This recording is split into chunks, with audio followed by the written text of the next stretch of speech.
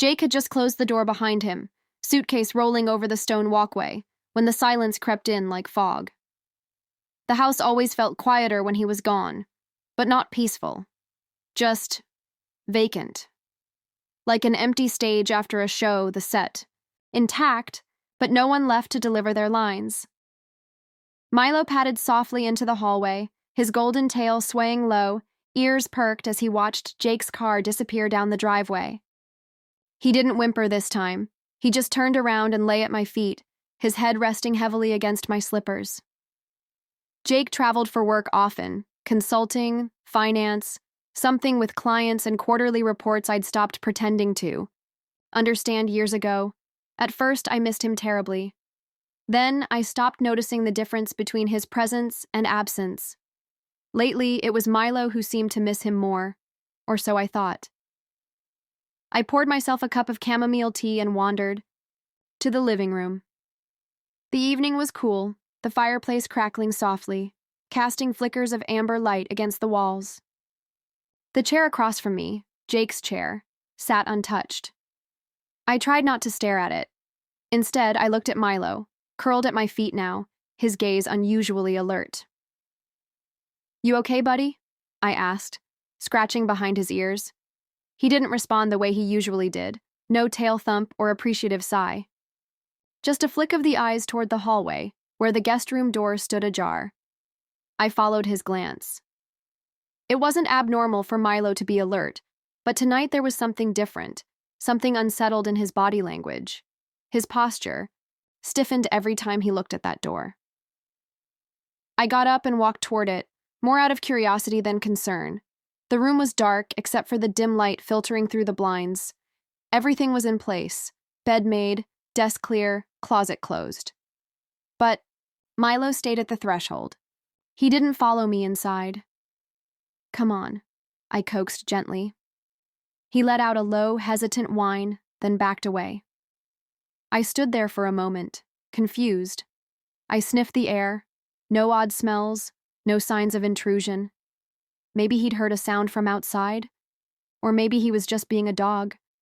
I closed the door slowly and walked back to the couch.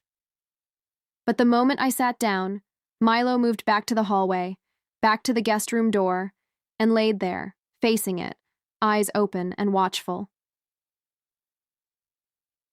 It happened again the next night. Jake called. Briefly, his voice distant, distracted. I asked about the client dinner. He said it went well. No mention of missing me, no questions about how I was holding up alone. After we hung up, I found Milo stationed at the guest room door again. This time he growled, low and steady, barely audible. When I called him, he ignored me. I checked the room once more, nothing unusual, but I left the door fully closed this time, and Milo sat right beside it like a soldier on duty. His eyes didn't waver.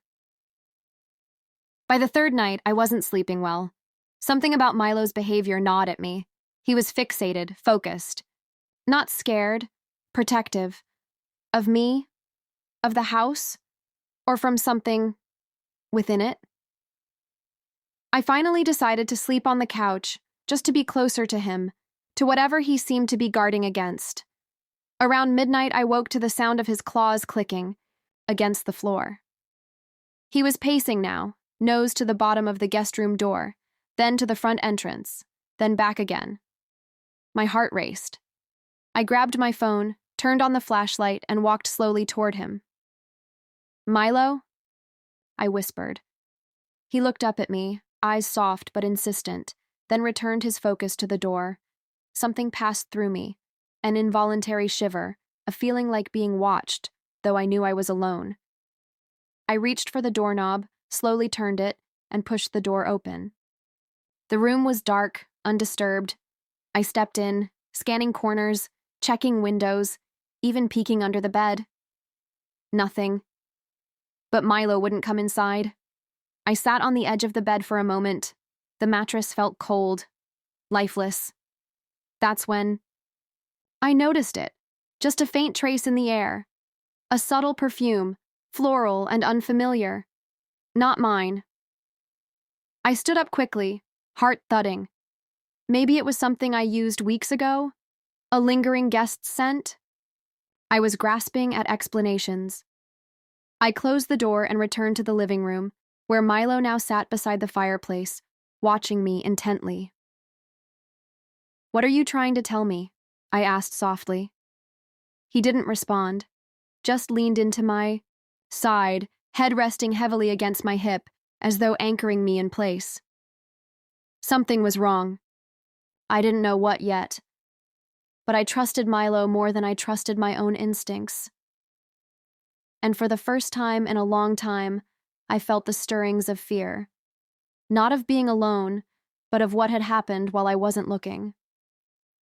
The perfume lingered, in my mind long after I'd shut the guest room door. It wasn't mine. I hadn't worn perfume in months, maybe longer. And Jake, he didn't notice things like that anymore. Not when I did wear it, not when I stopped. Milo hadn't slept by my side the previous night. Instead, he kept his post at the hallway corner like a sentry, alert and patient. When dawn broke, I found him exactly where I left him, as though he hadn't moved all night. I wanted to believe it was nothing. Maybe I'd dropped something in that room. Maybe Jake used the space while packing. But deep down, something had begun to stir, a quiet unease that refused to be reasoned away. Later that afternoon, Ethan Brooks, our neighbor, stopped by to return a package mistakenly delivered to his house. He was friendly as always, with a smile that softened even the sharpness in my mood. "Jake still out of town?" he asked, holding out the box. "Yeah," I replied, taking it. "Left Monday." Ethan paused, brows pinched for a moment. "That's odd. I thought I saw him Tuesday morning, filling up at the Chevron on Elm." The air between us went still for a beat too long. "Oh," I said, forcing a chuckle. "Maybe he forgot something and swung back through." Ethan nodded politely, but we both knew the answer didn't fit. When he left, I stood in the doorway for several minutes, holding the unopened package, mind racing. Jake wasn't supposed to be in town on Tuesday. He had told me he'd already arrived in Denver by Monday evening. I walked back inside and found Milo sitting in front of the guest room again. Something didn't add up. That evening, I sat in the kitchen with Jake's iPad, an older device. He rarely used anymore, but had synced messages from his phone automatically at one point. I tapped the screen to life, expecting the usual mix of calendar alerts and unread work emails. But I found more. A series of messages, casual at first, then increasingly intimate, from someone named Riley, a name I didn't recognize. The tone between them was unmistakable, playful, familiar, private. "Can't wait to be wrapped up in your arms again." One message dated the previous weekend read, "Thanks for the night. I miss you already. You smell like cedar and trouble." I stopped breathing for a moment. Cedar. Jake's cologne. The same one I bought him 2 years ago when I still believed scents could save something already fading. I scrolled further, heart pounding. Images. Nothing explicit but enough to confirm everything my gut had been screaming. Her laughing face, her hand in his, cropped cleverly, but not enough. I slammed the iPad shut. Milo, who had been lying beside the table, rose suddenly. He walked to the guest room door, let out a quiet whine, and scratched gently, just once. Followed. This time I didn't hesitate. I opened the door, turned on the light, and scanned every inch of the space. It looked pristine, too pristine. Jake wasn't the tidiest person, especially when he packed in a rush. I knelt by the bed, checked beneath. That's when I saw it, half tucked near the corner leg, barely visible. A small silver earring, elegant, feminine, not mine, not by a long shot. I picked it up carefully, like it might burn me. My breath caught in my chest.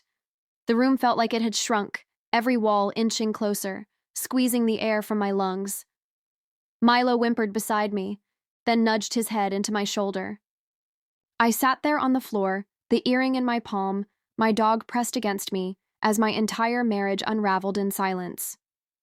All this time, I had felt invisible, unworthy, as though I were the one withdrawing, failing to reach for Jake in the ways I used to. But now I saw clearly. I had been alone long before I realized it. Jake had filled that absence not with effort, but with someone else. I didn't cry. Not yet. I was suspended in a strange numbness, floating above the realization, observing it as though it belonged to someone else. But Milo knew. He had known all along. His behavior hadn't been random, or neurotic, or paranoid. It had been warning, loyalty, love. Later, I stood in front of the mirror, holding the earring like a foreign object. My reflection looked unfamiliar, older maybe, or just stripped of illusions. Jake was due back tomorrow, and for the first time in years, I wasn't afraid of what I'd say. I was afraid of what I wouldn't. The morning Jake returned, the sky wore a brooding gray. Rain tapped softly at the windows, as if nature itself was unsure whether to cleanse or mourn. I stood at the kitchen counter, stirring my coffee slowly. The earring lay in the center of the table, gleaming under the overhead light. Milo sat nearby, ears alert, eyes trained on the front door. He always knew when Jake was close. And now, so did I. The rumble of the car engine outside was followed by the clack of suitcase wheels against the front steps. I didn't move. I simply waited. The door opened and there he was, Jake with his tired smile, hair tousled in that charming way I used to find irresistible. He smelled like rain, leather, and faintly cedar. "Hey, sweetheart," he said, stepping inside, eyes scanning the room for a welcome that didn't come. I didn't answer, just nodded toward the side table. He followed my gaze and frowned. "What's that?" "You tell me," I replied, voice steady, clipped. "You left it behind, or rather she did." His eyes shifted, confused first, then calculating. He took a step closer, squinting at the earring, then chuckled lightly. "That? Babe, that's not—" "Don't insult my intelligence," I cut in, the anger in my chest finally rising from its long sleep. I found the messages, the photos. Riley. Jake's smile faltered. The mask slipped just enough for me to see the scramble behind his eyes. A denial perched on his lips, but he saw Milo rise to his feet, stepping forward like a silent witness. That dog had sat vigil beside my heartbreak, guarded me when I didn't know I needed it. Jake sighed, rubbing the back of his neck. "Look, it wasn't serious.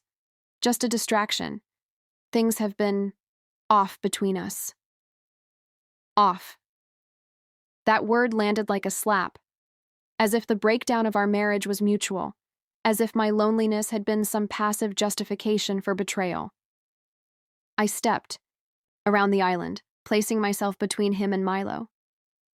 "You didn't even have the decency to hide it properly. You brought her here, Jake, into our home." He looked away, jaw tight. "She slept in the guest room," I said bitterly. Milo knew. He watched that door every night like he was waiting for the truth to come back through it. Jake stared at the floor, ashamed or simply cornered.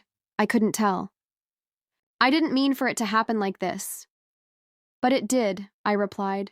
"You chose this. Not just once, repeatedly.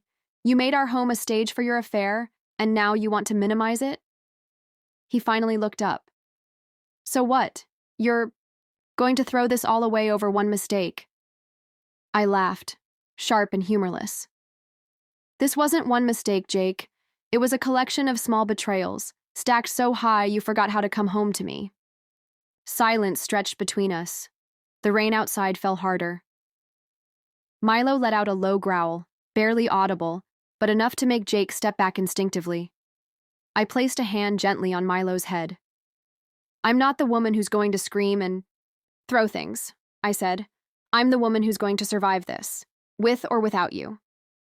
He nodded slowly, resigned. "Do you want me to leave?" I met his eyes, calm and unflinching.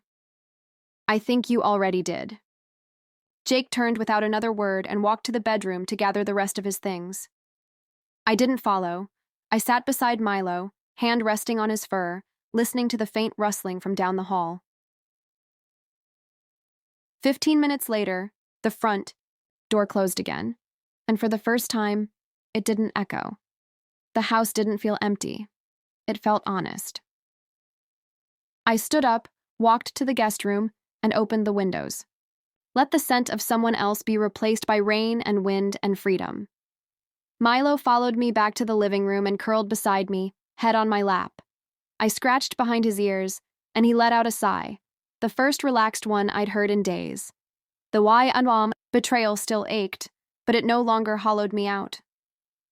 I looked down at Milo. You knew all along, didn't you? His tail thumped once against the floor. He had, and somehow, he had never left my side. Jake had chosen someone else. But loyalty had a heartbeat, and it slept at my feet.